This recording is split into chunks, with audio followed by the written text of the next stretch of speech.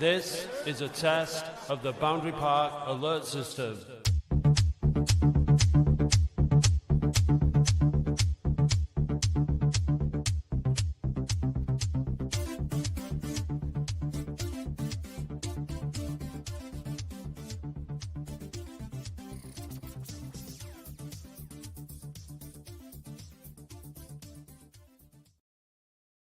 Hello, hello. Good evening, guys. Oh, sorry. Good evening, guys. Good evening, guys. Good evening. We've been making up some fun songs tonight, haven't we, Dave? Yeah. Dave, can you come in? Yeah. You need to get really close. Apparently, I'm not sure if it's connected to Facebook. Oh, I think we are now. I think we are. The Facebook. The Facebook. Yeah. Yeah. Yeah. Yes. Good evening, James. Good evening. Regular viewer. Who's not watching United then? Hopefully they're getting beat. I don't know. Oh, yeah, they're playing, aren't they? Yeah. I could have gone there on a corporate tonight. But yeah, I chose this. Good evening, Chris. Are we feeling confident? Yeah, I'm sure United are going to get beat. Good evening, Chaos. May I say that Chris Stringer was outstanding on the podcast. He was very good. Delightful guest, wasn't he? And tonight I met a man in a petrol station buying petrol, and Andy Royal. Give him a shout out. Hello, sir. But he said he might be going to the pub to watch the United game, so he might not catch us. Is it true that you go to a BP garage just to talk to a guy who works behind the counter? That's none of your business, mate. Or do you only go there for coffee, fuel, or chalk? Bit of both. Good evening, Matt and Dave. Good evening, Benjamin and James. Benjamin with two M's. Benji James. Benjamin. Thank you, Chris. Thank you. No problem. It's okay. Well, it's a phone-in, so we need callers, guys. So you have got... Callers, quickly. Guess who's waiting in the green room to talk. Have a guess. See if you can guess who it is. See if you can guess. Begins with I. Ends in Bibi. Bibi. He doesn't work like that. Doesn't work that, does it? No. Good evening, Ian.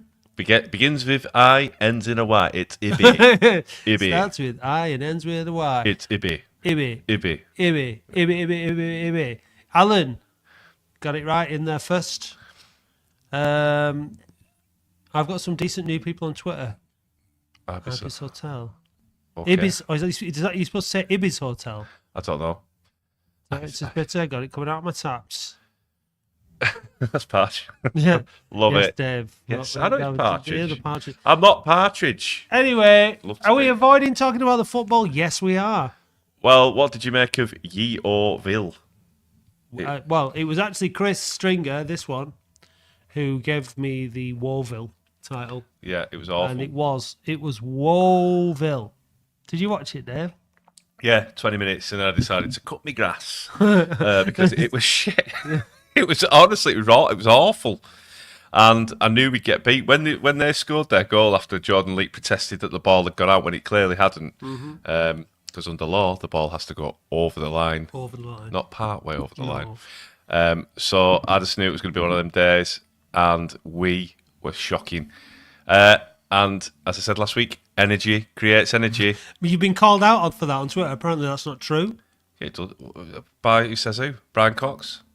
No, Brian. It wasn't Brian Cox. Who? Brian Cox is not going to lower himself to talking in our chat threads, is he? He will one day. Energy does create energy. Positivity creates positivity. Negativity creates negativity. We just need to be, it's not the law of attraction. Right now we need two positives. One to cancel out the negative and one to have a positive. Yeah. This isn't a party. The Hafron Collider. Halfron. Good stuff. Right. Let's talk to him, shall we? Otherwise, yeah, it's going to be a long. This is the longest 4.5 minutes of my life. Yeah, good segue. Yeah. Ibby. Hi, Ibby. Begins with an I, ends with a Y. Ibby. Evening, sexy Dave and Matt. You're both okay?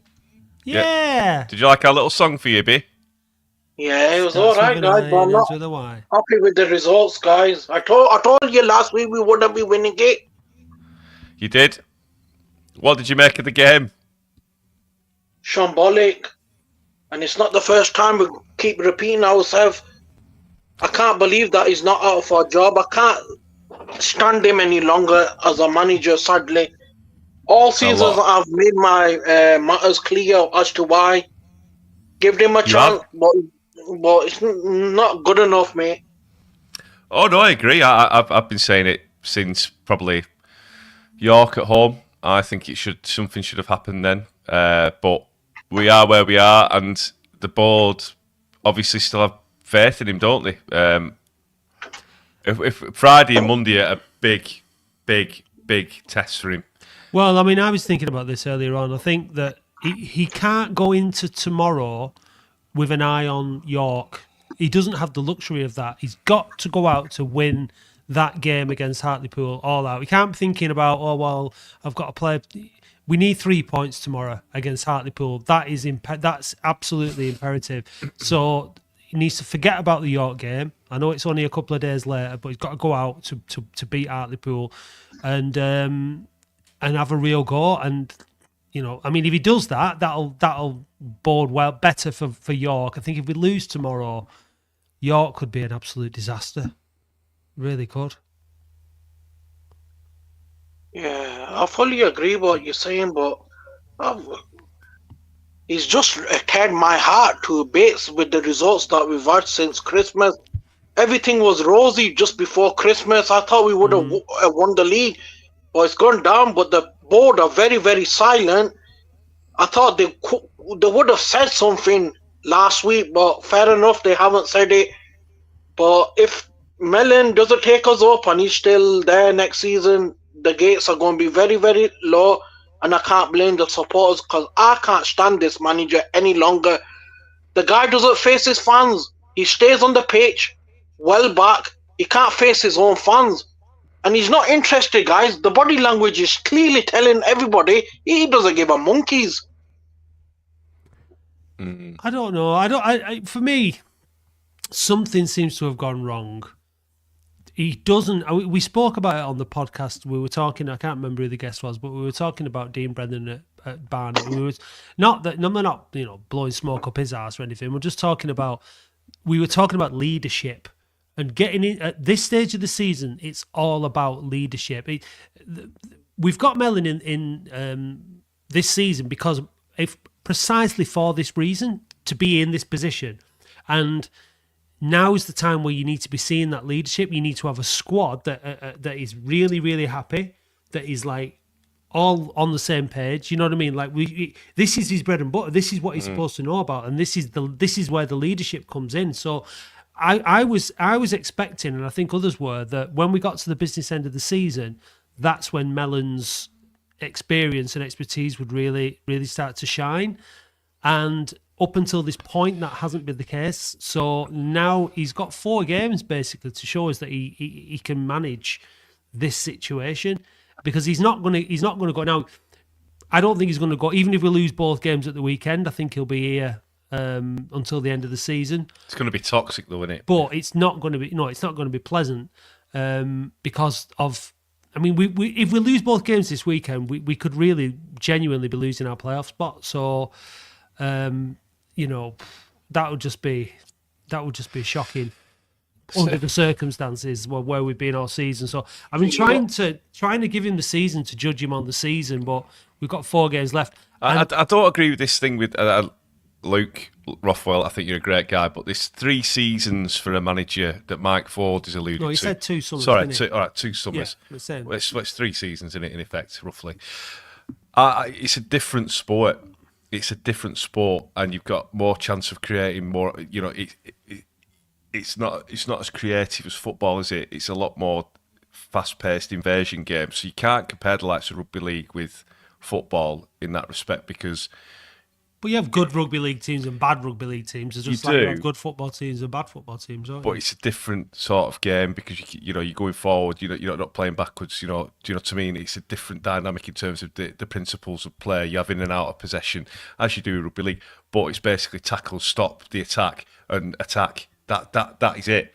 In football, it's trying to play through the lines. Can you go over? Can you go through? Do you know what I mean? I think the principle of recruitment back and through, is similar, though, isn't it? But that's what I'm saying to you. But if we're not playing an attacking, I think game, I agree. I agree with what Luke said. in principle because look, we've not had if Mickey Mellon sees this season out as a manager, it will be the first. We know there's nearly 10 years since someone's done that. And it's not done us any good chopping and changing. So I desperately want a manager to stay in position. But having said that, then you need to show that there is improvements, don't you? And there needs to be, you can forgive the team for limping over the line this season and not quite making it, not limping over the line, but having a good goal, not getting promoted. But you see, you know what, we were unlucky. We did January, really well. we've just gone Exactly. downhill. And that's the worry. The worry is that up until Christmas, we were doing really well. And now we've lost the plot completely, and that's the problem.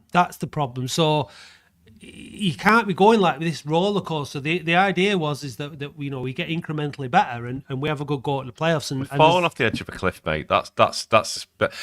Ibby, in an ideal world, we go up. What would you do with Mellon at the end of the season? Would you, if he got us promoted, would you keep him, or is he gone for you? That's it. Gone for me.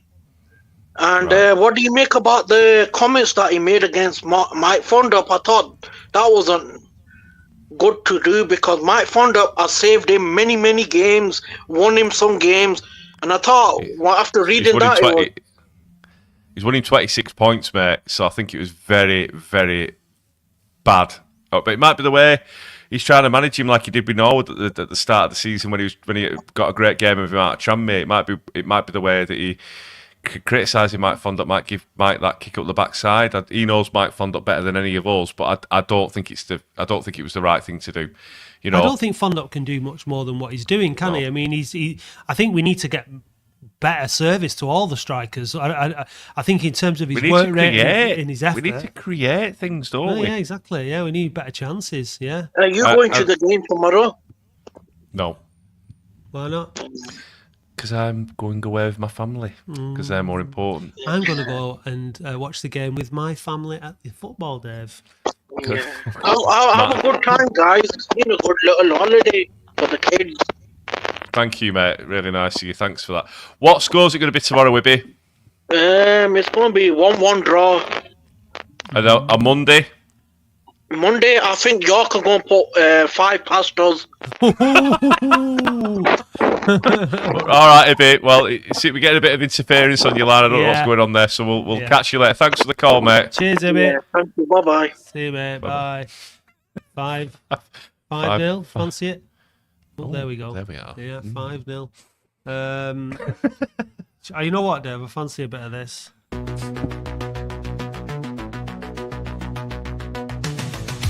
Hot new merch, sexy merch. It's hot new merch. It's sexy, sexy, sexy merch. Visit weareoldham.co.uk/shop now to see our brand new range of hot, sexy merch. It's hot new merch, sexy merch. It's hot new merch. It's sexy, sexy, sexy merch. And that is the sexy merch as copied by Oldham Athletic in their club shop. Yeah.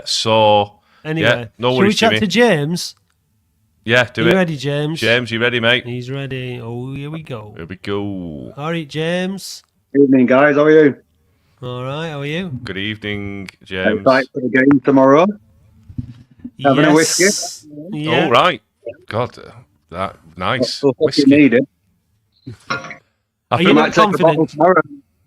Pardon? Are you not confident? Yeah. No. It's like confident on what grounds exactly? I'm confident we'll get beat tomorrow, put it that way. Yeah. Really? Yeah, I think tomorrow the players put a marker down. I think they want him gone, me personally. I don't think they want him there. I think we'll lose tomorrow. I think they'll get sacked at end of game. I do. Because if we lose tomorrow, it's over, isn't it? I mean, we can all be positive, but also got to be real, haven't we? We've got 23 points in 21 games. I mean, how's he not gone? I don't know. I think they're just going to be holding on. I think we're going to be waiting to see what happens tomorrow, because ultimately, if we lose tomorrow, we're not going to drop out of the playoffs because we've got 6-point cushion over Altrincham. Now, if we lose tomorrow and Altrincham win and other points go other results go against us, it's going to be twitchy bum. Then I reckon, obviously, we're going to York looking for a point. Keep that point ticking over, Dave. Keep the points ticking over. I love an optimist.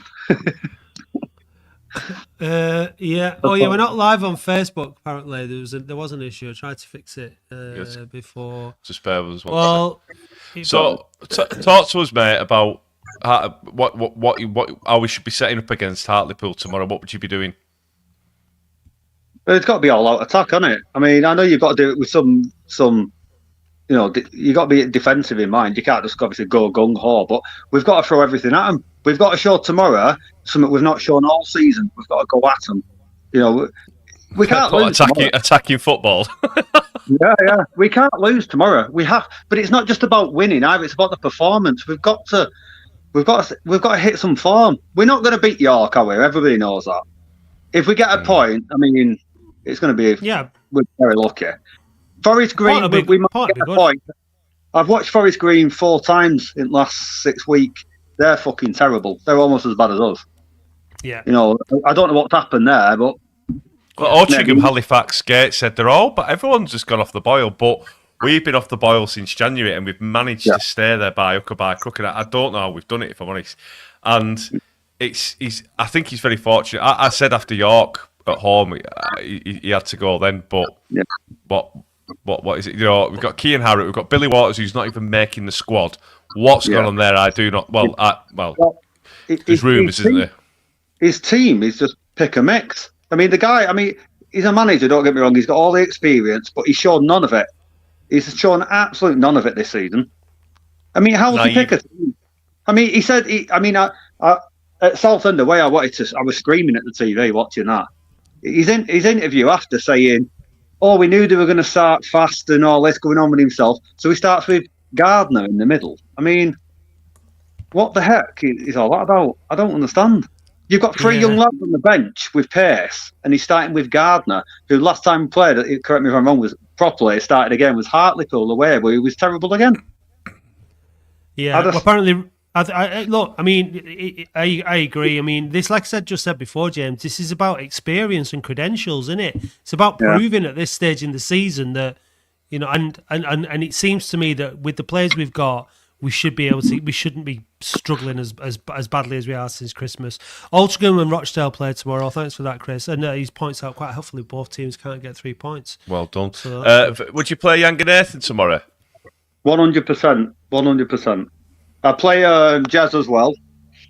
We'll have to play Caprice. Is Caprice injured or not? What's happened with Caprice? No, he's back. So. No, he's back. He played last week, didn't he? He was injured against Woking, wasn't he? Yeah. I think. Yeah. Leak's injured. Ogle, I'm not sure. I don't think he's going to be back in time. But so it's going to be a back 4, I think, isn't it? Caprice, Kitchen, like 4 backs, and I think for me, he's got. If he's playing with a back 4, he only needs one holding midfielder. For me, that holding midfielder is Tom Conlon, because he breaks the play up well. He reads the game well, Conlon, and he gives good cover to the defenders. And he's better with the ball than Rossiter. He's not as good with the ball as Pett, but then if you want to play sort of like more attacking players, for me, Pett's a luxury player. You could play Pett a bit further forward, I suppose. But I'd play with Lundstrom and Jorgen, and I'd have Jez on there as well, and 2 strikers, and I'd just be like, can we just try and play in their half? Yeah, and not worry too much about conceding. I don't know, but we all know what he's going to do. We've been saying this all season. We know exactly. Every manager now that comes to Boundary Park knows exactly how he's going to set up, what he's going to do. I mean, like Conlon's been playing great, and I like it, but it was the Woking game. The ball dropped down to him in the middle. He had at least 5 options on, but you can tell it's just what he's been told to do. He did that diagonal long ball all the way up, Yeah. And it was just, and the crowd was going, "What are you doing?" But he's like, "I'm doing what I'm told to do." After all these games, he's not going to change his management style, so he's going to set up exactly the same. It won't surprise me if he started Gardner tomorrow.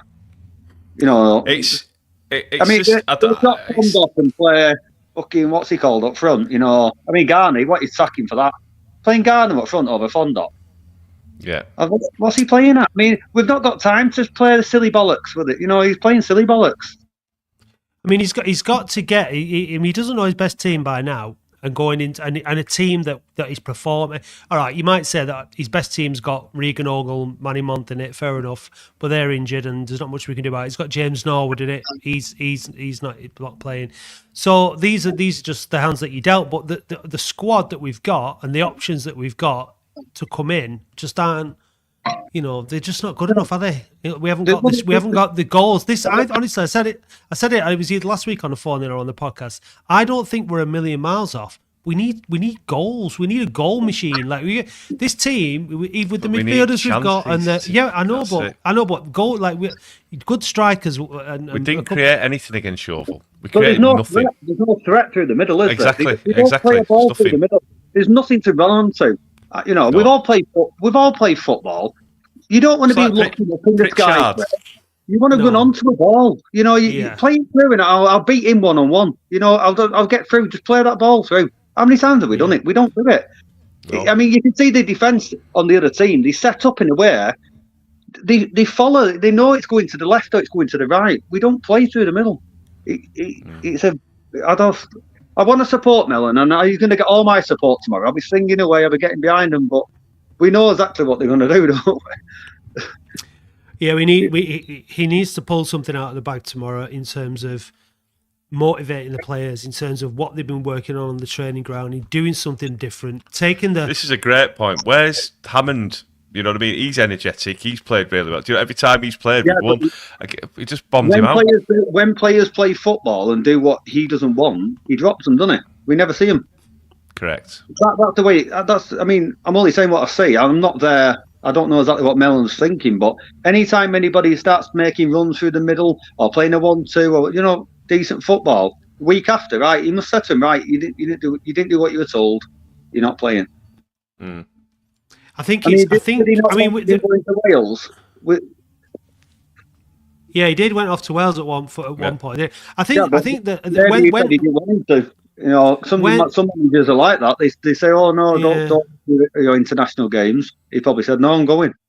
Well, quite rightly so. Yeah, I agree. Managers watch games differently, don't they, to fans? Because managers watch individual performances based on what they've asked those particular individuals to do and things like that. So it's a different, and he's taken to watching the games from the dugout further up, and letting Brabham do all the shouting on the touchline. But he does watch the game differently, and like you said, but it does seem like he's just. He's been watching it since January. I would like to see the team play with a bit more freedom tomorrow. Just like go out and do what you feel is the right thing to do. Somebody on Instagram put a comment back to my comment because I was saying, well, we've been shite all this season. He put, this is the best season we've had in 20 years. That's bollocks. That's absolute bollocks. Just because we're fourth. I mean, I don't know why are fans so deluded. It's not the best season ever. Fighting relegation in League One, with a better team, is much better than what we're seeing now. With people not there to watch that, I don't understand where people are coming from. I mean, I know the crowds are low and we were crap, but I was playing. It's a question of perspective, James. I think. I mean, yeah, it still ranks as our third crappiest season, doesn't it? Because we're in the National League, so there's that. But I guess, like, in terms of. I mean, standard of football. But we are towards the top of the league as opposed to the bottom of the league. So I think it's a case of of perspective. I think the thing is, James, if we were fourth because it was a competitive league and we were playing really well and we felt that we had a chance, we'd be happy with it. It would be the best season because this season has been a proper game of two halves, hasn't it? It's been shocking since Christmas, and there's no confidence that we're going to go up. I've not spoken to anybody who's confident that we're going to go up. Nobody I know. There's no one who I know say if we get in the playoffs, we're going to win it. We've got no chance. They don't. It's like Mandy said on the pod. He's done, Mellon, isn't he? He's done. Yeah, it's got that. It's starting to get that feeling, isn't it? That it's the writing's on the wall with the way he's being, his body language, the way he's speaking. And all that. I mean, this tells me it right. At the end of the game tomorrow, if we draw, he'll be happy. Keep the point ticking over. Exactly. Then that's not the attitude, is it? You know, that really, it's not. This stage of the season. No, the thing is, it's just we didn't lose. That'll be what he's happy with. We didn't lose, and it's not the way to be if you want to go up. You've got to win every game convincingly. Look, it's all very well if you've won. It's all very well, is it? It's all very well, Dave. If you've won 3 games, right, and then you pick up a point. Yeah. Oh, we didn't lose. You know what I mean? We would have preferred to. It's all very well. It's all very well, but with the form that we're on. Point at home tomorrow against Hartlepool. It's not good enough, especially going into York and Forest Green back to back. Yeah, like we've got to pick something up more than a point. We've got to win tomorrow, and we've got. What do you think about sacking him tomorrow then? If he loses, and just give it to anyone and let him have a go, because someone's got to take the shackles off and say, look, there's no point in going here and trying to get a draw at York. We've got to go there, give it 100%. If we get beat 5-0 or 5-3, whatever it is, has to be a basketball game. Yeah, we can't. I don't think that. I just don't think that the way ourselves into the playoffs. We're not. I just don't think that the board are going to think that doing that at this stage in the season is going to. It's kind of like it's. But what about season tickets? We got to think of it all, haven't we? You know what I mean? Yeah, that's it. Yeah, I bought my son's season ticket. You know, his has gone up, but he's gone into the next category now, so it's not 50-something quid; it's 100-something quid. Mine's gone up to 330 odd. I'm not half. I paid it. I'll buy both of them. He'll have all the shirts next season. I'll have 1 or 2 shirts. I'm there, but we've got to get real. Not everyone's like me. Not everyone's like you two. You know, I know loads of people that were not going next season. Yeah, I know. It's worrying. It's worrying times. Look, and this is what they'll have to deal with. This is their responsibility. This is their. I'm saying go. You know what I mean? But they're going, fuck off. You're mad, you. You know, what can we do? And we all know. I bet everybody in that stadium knows someone who's saying that. That's worrying. That. The thing is, mate, if we win tomorrow and then we get beat comprehensively by York, I think that is acceptable in some ways to see it till the end of the season. We lose tomorrow and we get battered by York on Monday. I think there's serious questions that need asked if they've not been asked already, because I don't think those questions have been asked, and I don't think there has been those conversations with the board. Which that's my concern. Yeah. You know, they might just want. The thing is, you never know, right? This is the thing. You never know. Anyone can beat anyone on any given day in this league. We know that, and we don't know what's going to happen. And this is even though like it goes against your better judgment to say that based on the second half of the season that we're having, you still don't know. Now, what they might have done, the board might have said amongst themselves, or even to the manager, we're going to reevaluate things at the end of the season. We're going to give you the season, and whatever happens, and they might have, and that might be a decision they've made, and they're going to stick to it. And I'd rather if that was their word, I'd rather them stick with that and be honourable to their word. Give him the chance. The thing is that changing the manager at this stage of the season doesn't guarantee promotion anyway. Either way, does it? So there's no guarantee of promotion either way. So keeping it doesn't either. Well, no, it doesn't. But you can turn around and sack him, and if it doesn't work, then you say, oh well, we sacked the manager. So what do you expect? If you sack him and it does work, it's just like you call it a masterstroke or you call it fluke, whatever. But I think they might have made, what I'm saying is we don't know what's been said and what in the background, what agreements have been made, etc., etc. I'm quite happy for the board to stick with the manager until the end of the season because we've got 4 games left. 50% of those games will be done by Monday, and we'll have a better idea. Yeah. And because I just don't think that getting rid of him now actually guarantees anything. Anyway. Do you remember Filed last season where it was shit almost, wasn't it? Yeah. If we have that performance tomorrow, if we have that similar level of performance tomorrow as we did against Filed, he has to go after the game. Raglan on Yeovil and a few others, you could see it. They give up. Like they weren't trying to get to where they weren't playing for the manager, were they? They weren't playing for the manager. You've got to really look for the warning signs, and we've seen it week after week after week, and it's trying to get more obvious and obvious. You know what I mean? They're not playing for him. I don't see. I have a problem with that though, because yeah, fair enough. You play for the manager, but you're playing for yourself. You're playing for your teammates, and you're playing for the fans as well. You're playing for the football club. You represent Oldham Athletic. You don't represent the manager. And trying to downing tools towards the end of the season when you're in a playoff position is completely unprofessional. And I'm not leveling that accusation at anybody. Because I think that would be at this stage fair enough. Like if you're like mid-table, and just like but I wouldn't. I saw Charlie Raglan jogging back for that Yeovil goal and not putting a sprint in, and I was like, what the hell's he doing? So, but that's for him to answer, but rather than putting speculation in. But I think there just seemed to be that. I mean, somebody was it Nathan Knowles who posted a picture on Twitter of or a video and where Mellon was right at the back with his hands on his hips and Tom Conlon was a bit nearer with his hands on his hips. I think when Fondop came and picture tells a thousand words and all that, doesn't it? It didn't look good, did it? I mean, it looked like a man who was kind of out of ideas and that, like I said before, leadership. If he comes over and he faces the fans and he comes over and he says like, come on, so we can do this, and shows a bit of fight, and all right, he might get a bit of shit off the fans, but at least he's like the big boy and he comes out and he takes it face to face, and I'd rather see that from him. Let me just look at this point from Martin. A lot of them are still playing for the futures because a lot of them are out of contract. Now, doesn't that tell you that they might not want to play for Mellon anymore?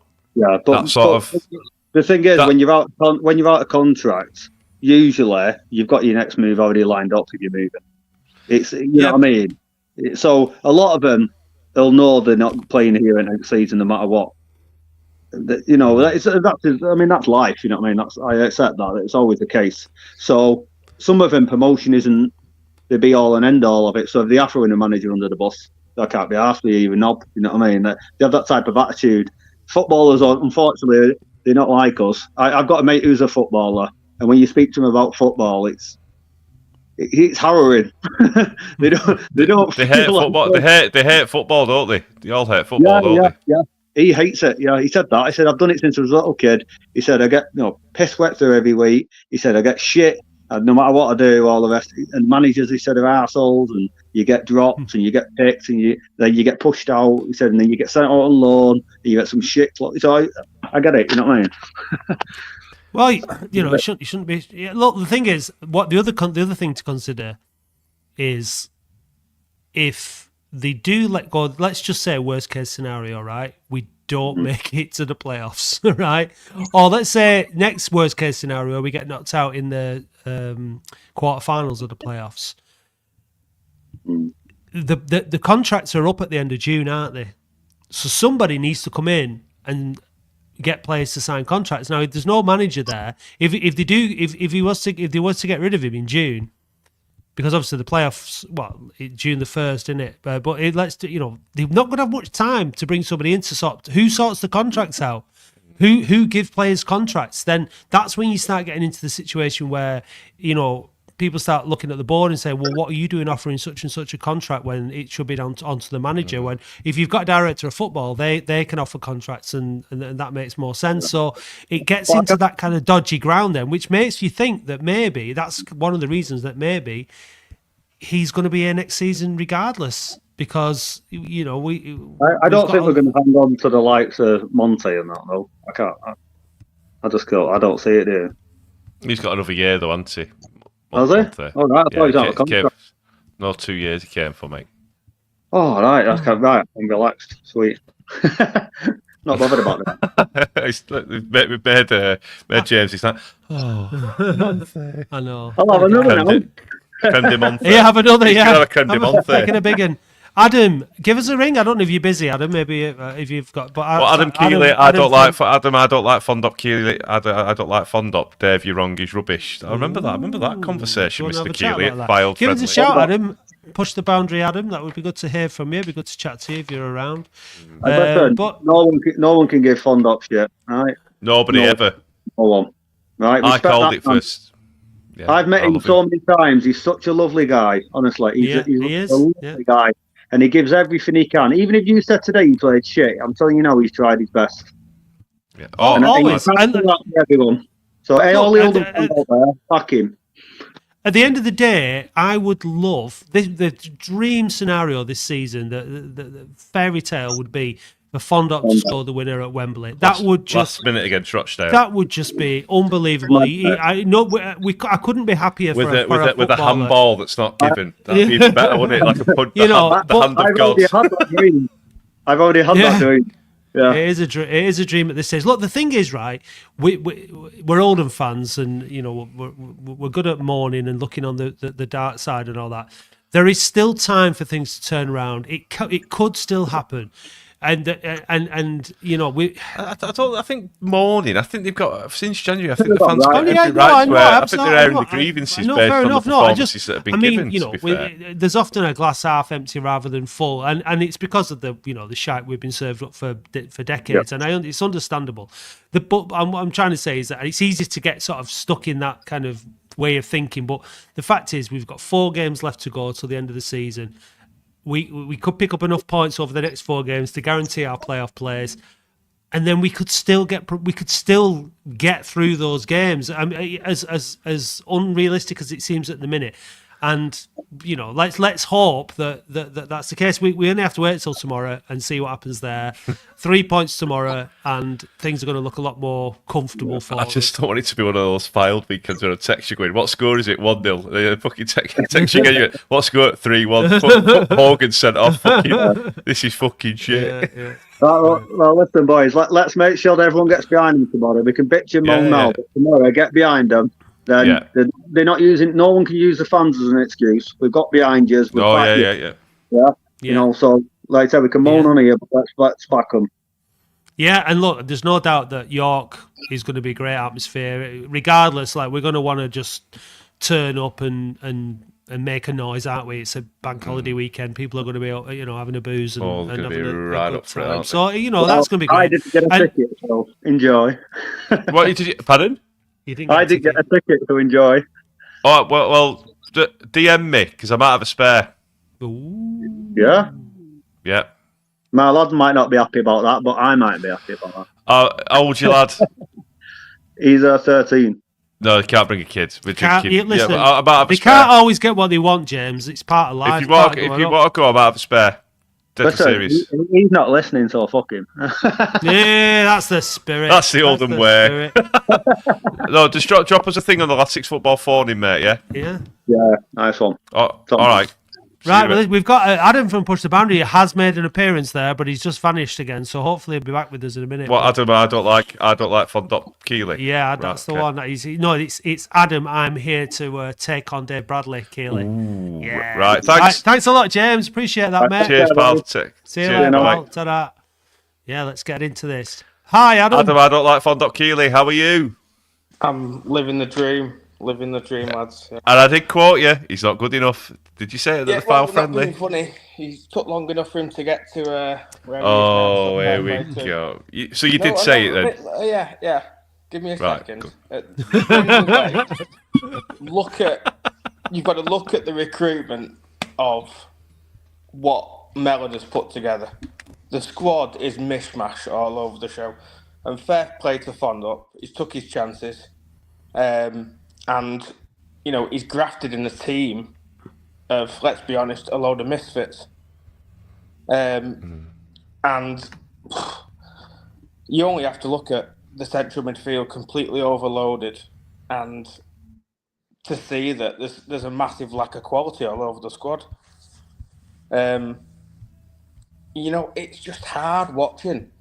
He talks about attacking fast football in his pre-match, I think was it Woking?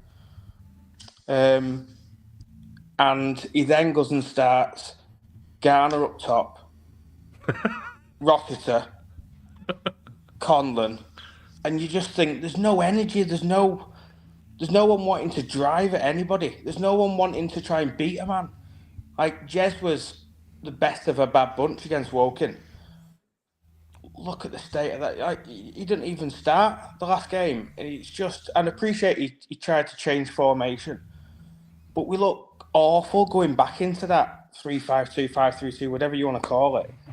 it just doesn't seem to be working. The players seem bored of it. And that's what's the frustrating thing for me. I think it's the only way they know. It's the only way they've been coached to play. Because as you can see, when we went to that 4-5-1 with Key and Harrott on the left, they're all looking at each other, going, "What the fucking hell's going on?" Do you know what I mean? So, what would you play formation wise tomorrow? Would it be 4-3-2-1 or what would it? What would you? But just before you answer that, it'd be kind of a link. But like, there is some quality in the squad, though. You said that there's but so I don't think that it is. I think people seem to be. What upsets people is that there is some good There are some good footballers in the team. All right, I don't think the balance is right. I don't think the balance is right. Misfits, I think that's bang on. It's definitely, there is quality in the squad, but we're lacking any depth and a bit of quality. As in, like, there's no wingers to switch it up if you wanted to move from that 3-5-2. No, there's nobody. No pace. And, the fact that we sent Jez out on loan and had to bring him back because he's literally our only pacey outlet other than Caprice. Yeah. Do you know what I mean? It says everything about for me, poor recruitment. I've spoke with Darren a number of times and, seems like a nice bloke and stuff, but when he came out with the recruitment team, have done a really good job the other day, I was gobsmacked. I could not believe it because I think it's been so poor. Don't get me wrong, there's been odd bits of quality coming up. Don't get me wrong, Pet, when he first come in, looked really good. Obviously, he's had a couple of trainings with sessions with Mellon now, so obviously that's gone downhill. I think Harrott has got the ability to be a good player. Yeah. You can see he's got a bit of fight in him. But do you know what's happened with Waters? Have you heard anything? Because I've heard that he's training on his own. I don't know how true that is. I believe there's been some sort of row. It's all alleged, but he's not featured for a long time, has he? And there's no mention of injuries in the paper or anything. I think when Darren said that about recruitment, I think he said recruitment since January. I think he was talking about since sort of like Kalukas had gone and Stones had gone and some of the players that have come in. And I think the players like Pritchard when he got here, I think he looked all right. Pet looked all right. The goalkeeper did well. I don't know why he dropped the goalkeeper. That was a very strange decision. We're starting to get into the realms of now where you're really questioning decisions by the manager, and that's the problem. And you always have to assume that they know better than you because they're football men and they've been in the job all their life and stuff. But sometimes you're just looking at it and you're going, why disturb the back? The defence was really good before Christmas, and we had Manny and we had Ogle and all that, great. But then and Hudson, we had a settled back line. But then it's got really badly disrupted, hasn't it? So, but then it was starting to settle again, and it had a goalkeeper that was doing well, was coming for crosses, and was, and then he's changed it, and Hudson then has a nightmare straight first game back, and it's just like, why did you do that? For me, you've got to look at when you're doing that to a player who's been in form, like you say, coming at you, collecting crosses, taking pressure off the back line. Commanding his area, shot stopping, distribution. Yeah, he's kicking. He's cricket. He's done very little wrong at all. He's 21 though. Yeah. You know what I mean? There is a cracking player that I'd be tying down on a deal now because I think he will be a good goalkeeper. And to do that to a player that's been in form, hasn't really put a foot wrong other than the one goal. Was it Dagenham away? It was one. Yeah, that's it. Goal that he didn't do well on, but other than that, what does that say? Naivety. It's naive. But you can't. You shouldn't be. That's not something. It just says no matter how well or bad you play, I'm going to pick who I want to play, and that sends such a shit message. Yeah, I think I've not spoke to anybody who thought that was a good decision. When they looked at the team sheet and they saw that Hudson, I'm not nothing against Hudson. I'm just not saying.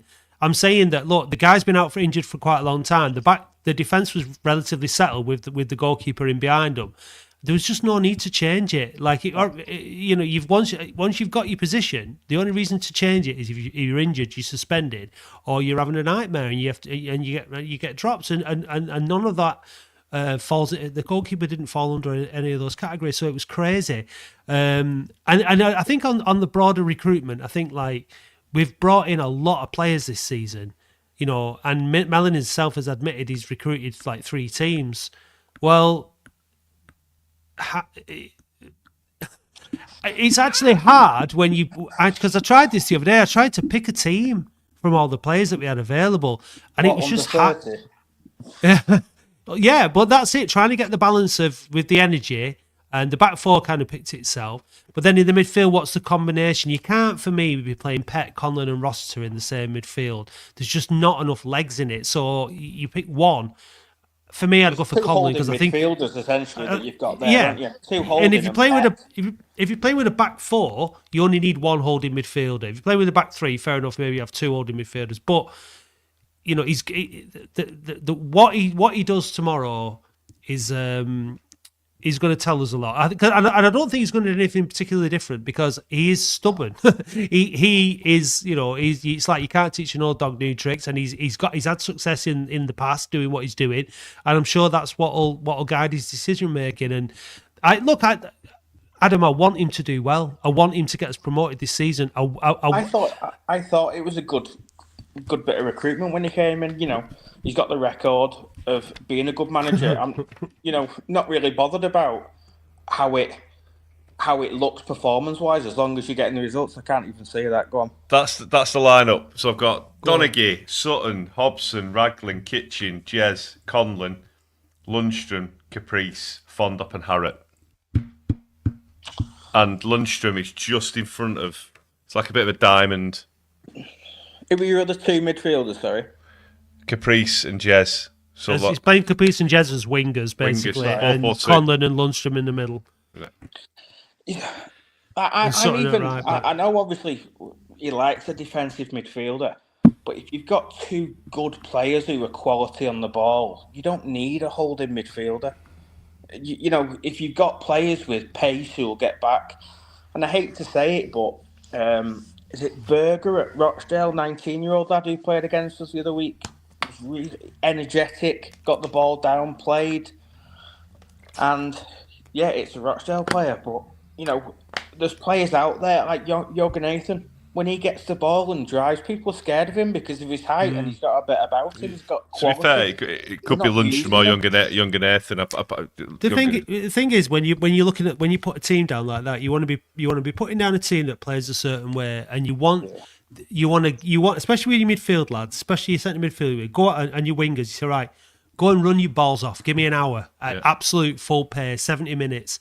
And then if you need to switch them, you switch them, and you bring fresh legs on into those positions. Because, like you say, Rossiter could come in for Conlon. Yeah, you need to have those midfield lads who used to cover a lot of ground, that old box to box thing, and especially at home, like get out there and get up the field and get back and do what you need to do to win the game. But again, we've not done. And this is something that we were saying last season and season before and all those other seasons when we were shy. You've got to win your battles, your individual battles on the pitch, and you've got to earn the right to play, especially at home. Now, what we've been doing, unfortunately, is when we say that earn the right to play means you've got to get the ball and then use the ball and tire the opposition out. We get the ball, we give it back to them straight away. So you can't play when you do that. I mean, you can win your battles all day long if then you give the ball to the fullback and he pumps it up and then you lost it and he's starting all over again. And it's just... It's either that or we play a team like Maidenhead who sit back and we just pass it around them and can't break through. It's like Hartlepool, not to upset everyone, but they haven't lost in six games. Good run, aren't they? Yeah, done a really. But before that, they'd lost four. I think he's definitely going to. I reckon he'll go 3-5-2 again. I can't see him changing that sort of formation. But if he does, I'd be playing Conlon or Pett, preferably Pett, because I think he's better on the ball in the holding role, and having the two young lads, Lundstrom and Jorgen Nathan, in front of him. Energy and creating stuff. To be fair, I was going to say they played Pett in that holding role against Maidenhead, but they were both holding midfielders, Rossiter and Pett in that game. They were woeful, weren't they? You don't even need one if you've got quality on the ball, never mind two. And I think, granted, if they've got absolute Rottweilers in the middle who are proper scrapping for everything, but I don't think, I remember when we had played against Hartlepool last time, we had that Mancini. I don't think he's available this time, is he? No, he's always injured, isn't he? Yeah. He's always injured. But, they've got Nathan Sheeran. They've got Nathan Sheeran. Your man. My man. So on the broader question then, Adam, God's about number 14. about Mickey Mellon, where do you stand? What do you think? What would you do, and what do you think the board are going to do with the 4 games left? If I was, for me, I don't think we're going to get promoted either way. By keeping Mellon, so I would twist. You know, when would you twist? I would have twisted last week. Just, I don't think the energy's there. I don't think the passion's there. I don't see players fighting for every single first, second, third ball. Don't see us winning the 50-50 headers. I don't see any passion from them, and that. Granted, the players have got to put it in themselves, but that stems from your manager. That stems from your manager pushing them to Dean Brennan, one of his after our game when we lost, was it 3-0 at home? Yeah. He proper was every single. We've still got things to tweak, and I wasn't happy with this, but I thought this was good. You know, he still wants more and more and more, whereas we're just let's keep ticking the points over. It's not good enough.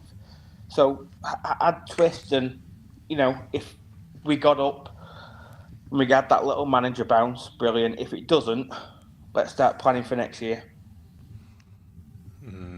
Yeah, I think. Look, I think the other thing I always try and think about this is we don't know what's going on in people's lives and all that kind of stuff, because it seems to me like Mellon has lost something about himself. I felt before Christmas, I thought the way he was talking when we were winning games, it was a confidence. There was a confidence, and I thought, yeah, this is going all right. Because I didn't have high hopes, particularly when he came in, but no. I thought, yeah, this is all right. We do this. This is the we're football. Winning ugly. We're winning ugly. Yeah, but the players seem to have character, and they were coming back, and they had grit and determination. And Mellon seemed like he had steeliness about him, and he seemed to have an honesty about him, and that just all seems to have changed, and his demeanour seems to have changed, and his personality seems to have changed a bit, and he just doesn't seem to have, like you say, the kind of the fight and the kind of like the leadership. It's all just like when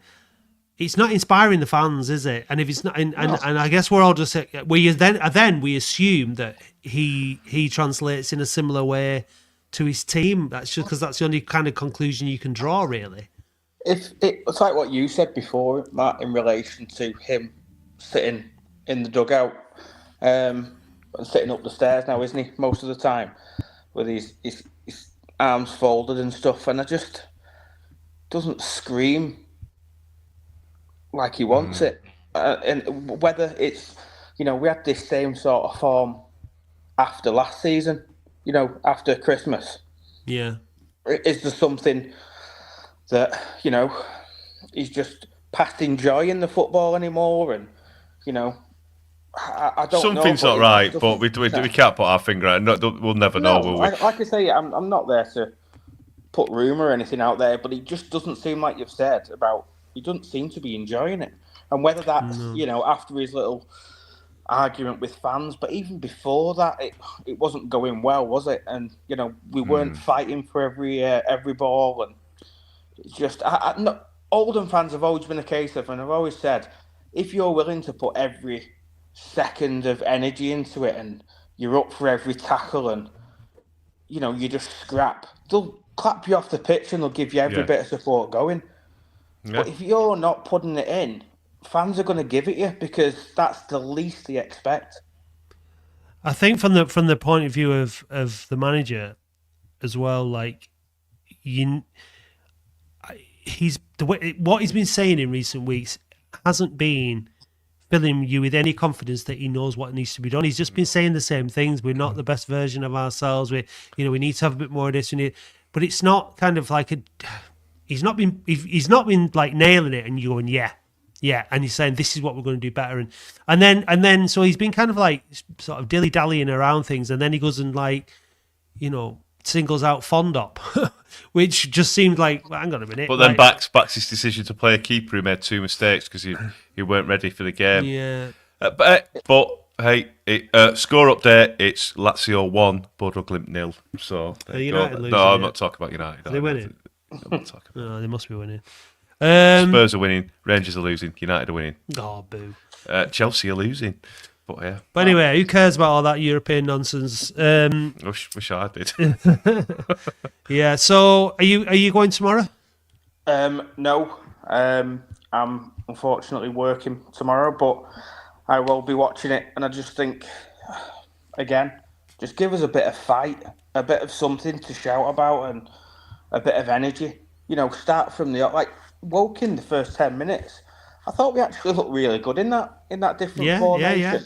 Yeah, we did all right, didn't we? They started to come back a bit more into it.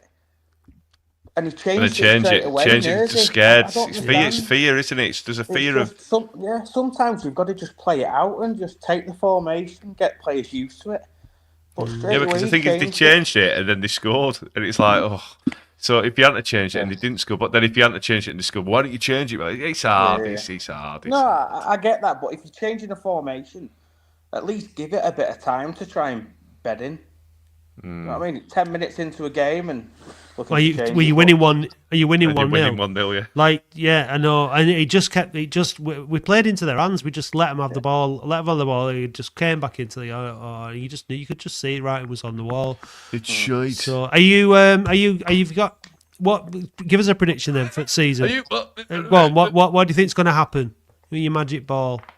Get into the playoffs. I think somehow we'll get through the first round, but then get battered in the next game before Wembley. I just think we'll somehow get through, whether that's with Mellon or someone else. But it's I'm not hopeful. But like I say, if it turns out, then fair play to Mellon. You know what I mean? Deserves all the credit if he gets us there. But off the last 10, 15 games, it's not happening, is it? No. And are you enjoying still being able to get under Barry Owen's skin, even though you're not doing anything? He still likes to tweet, mentions Keeley occasionally. I actually love the messages when they come through and someone sends them to me. It just gives me a warm glow inside, knowing that he's crying into that red bottle of wine. Yeah. He tried to get on the phone in recently. He keeps trying to get in, but people let him on. Was like, nah, let's not give him any oxygen. He's probably watching now, the twat. So I just you can't mention his name 3 times because you'll get a red bald-headed fleece. Weird monster. Your skin turns into fleece. Yeah. But yeah, undoubtedly the club is in far better health than it has been for a long time, and we are 4th in the table, and it bodes better for next season, regardless of I think we need to recruit better. We need some kind of effective way of playing football. I just desperately want us to have a manager for more than a season. I really want that stability. I want it to work for every single manager. I'm behind them. And as long as and stick with them as long as I can, because I really want it to work, and I feel like we are edging towards that situation. We need a footballing identity, both on the pitch and off it. I think when obviously we had PTB going and all that sort of stuff, people used to say to us about the football, and it was never about what was going on the field and stuff like that.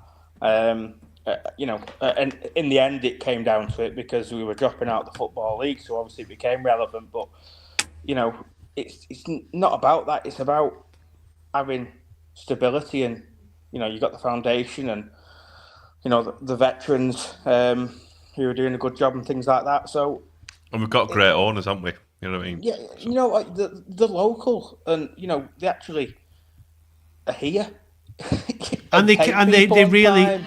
And they really care, I mean? and they're putting a lot of money into it. And it's so much. It's chalk and cheese, Adam. The football club to what it was like back then. So, but ultimately, it all comes down like when I spoke to them the other day. It's easier in a way for them to do all that stuff off the pitch and get all that right than it is to get it with the football. And and I think that regardless, I hope that Mellon does it this season. I genuinely do. I really do. I do, yeah. But the next manager, if he doesn't, it really needs to be the right. It really needs to be the right appointment, doesn't it? It really does. It's I a think really, it really needs to be important someone- one. I think it needs to be someone that's got an affiliation in some way with Oldham, who understands the club, understands the history. Because there's so many managers who come in and say, I know this, and, know what the club's about. It's a big club. I don't think they really understand what they're taking on.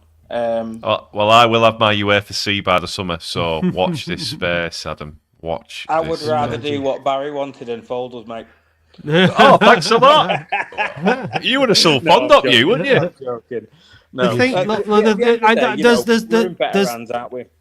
I hear what you're saying about that, but then I think there's also another argument where you bring in somebody who's young or youngish and doesn't give a shit about the history of Oldham and doesn't feel the weight of it at all or anything. Just thinks, what, I'm here, I'm going to, this is my way of doing it, and this is how I'm going to do it, and just doesn't care and just kind of, we're starting again. Oldham is a National League club now. It's not a Premier League club. It's just a former Premier League club, and we weren't even in the Premier League for long. We were only there for 3 years. You know what I mean? So There's always going to be risk. Whoever you take, I mean, you look at Williamson, and he was hated at MK Dons, and then you look at what he did at Gateshead. It's always going to be a lot, isn't it? I mean, Mellon 5 promotions. It's not working out with us. So, obviously Keith there, put in Frankie Bunn. I'd have him back for this little run. I thought the football under him was good. I thought he identified players well. Like Lang, Everson, Sturridge. People like that. He brought, some good players in with, let's be honest, a shoestring budget. Yeah, but you can't lose 6-0 to Carlisle, Adam. Well, you just can't. You can't. That's just the end of it. It's a fine. Doesn't matter if you're 6th or 7th in the league, and there's still plenty of time to go and see. You just can't lose 6-0 to Was Carlisle. that Boxing Day? You Was have it? Was to it Boxing go. Day? Yeah, it was Boxing You Day. have to go. That was against So- Shez, that wasn't it? Yeah, it was. Yeah, Shez was fuming. Shez was fuming that they'd won 6-0. If you watch his interview back, he was absolutely fuming. But it's no. I think if he stays in the job, and he does well, fair play to him. But I don't think, no matter what happens, I think there's going to be a change. Well, we shall see. We shall. Adam, thanks for calling, mate. And I would drive up Pondok. Cheers. Take care. See you, mate. Bye. Ooh, yes, nearly made a broadcasting error there, but we just right. We need to do our facts about. We need to do our facts about. Oh, hang on, how do I? Here, where is it? Here we go. Facts about, and you find out about. York. York is small, but it's classed as a city. York City Centre is home to England's shortest street called Whitma Gate. York has more pubs per square mile than anywhere in England. So you'll enjoy that on Monday. York is allegedly the most haunted city in Europe. Jorvik Banking Centre absolutely stinks. York was twice the capital of England, but isn't anymore. York are nicknamed the Minster Men. No, the Minster Men, and their current team includes Mr. Ugly, Mr. Greedy, and Mr. Bombastic. Anne of Denmark came to York on the 11th of June 1603. The mayor gave her a tour and offered her spiced wine, but she preferred beer. Steve McLaren, the Wally with the Brolly, was born in York. Oh, really? Interesting. You should present your waste in one black wheelie bin with the lid shut on bin day, or up to 3 black sacks, depending on the types of containers used in your area. But please ensure that black sacks do not contain any sharp objects which could cause injury to the crew. Facts about.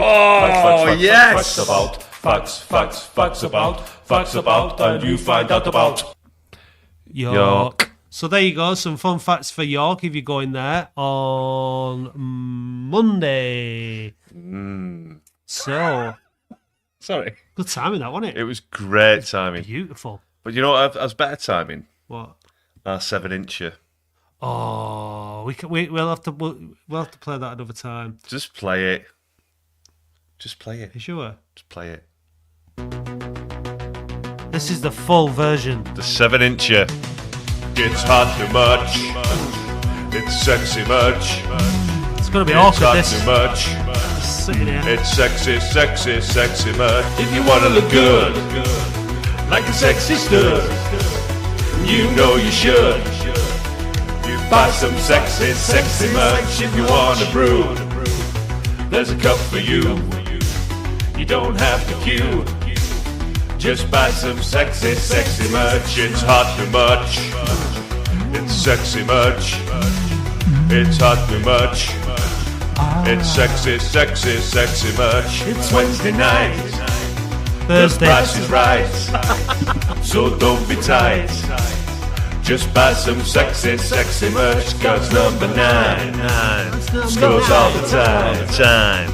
He is divine. He's God's number 9. We take all the major credit cards. Yeah. Swipe it. That's our online payment terminal. No refunds or It's returns. hot too much. It's sexy much. It's hot too much. It's sexy, sexy, sexy much. It's hot too much. It's sexy much. It's hot too much. It's sexy, sexy, sexy much.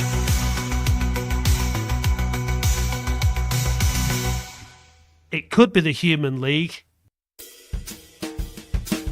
Hey Dave, did you know that listeners can now buy us a coffee or any other kind of hot beverage? What's your favourite hot beverage, Dave? A macchiato. And how do you like your macchiato? Black with lots of milk. No cream? No. Well, if you want to buy Dave a Macchiato. then go to buymeacoffee.com/We Are Oldham. I'll just have a Nescafe. Thank you, listeners.